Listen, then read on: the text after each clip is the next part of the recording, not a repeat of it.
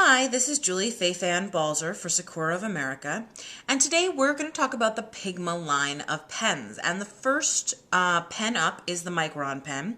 You can see I've done a little chart here. It comes in 6 tip widths and 15 colors, and the 6 tip widths go from 005 all the way up to 08. Now I want to show you exactly what that looks like, and the first thing I want to point out is that right on the cap, right on the top of this pen is the size 005. So that makes it really easy to find. Now the tip is very, very fine and it is delicate. People do tend to push too hard and then you bend the tip and it's just a big disaster. But let me show you what it looks like. You can just draw, let's say, a little flower here. Very easy. And if I go up one size to the 01, and again, I'm just looking at the caps of the pens to find out what size they are, you can see I will get a slightly, well, the flower isn't larger, but the line is slightly darker, thicker.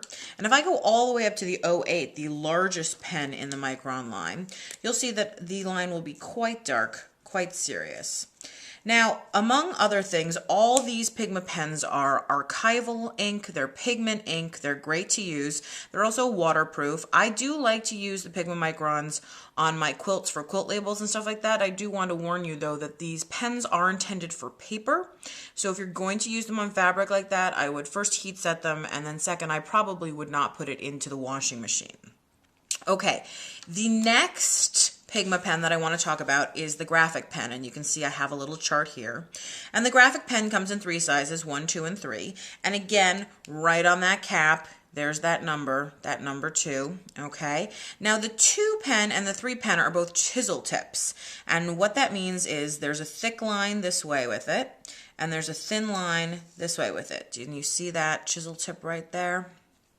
And you can also get a calligraphic look, obviously, with these. And here you go. If I do a flower, you can see that. And I don't know calligraphy at all, but what I found is this chisel tip just makes it so easy for me to fake it, which is always a kind of nice thing. Now, the 1 is a little bit different. The 1 is a bullet tip. There's no chisel there, and you can see it gives a very nice line no matter how you turn it. It's a nice dark marker, and I can just draw a little flower with it like that.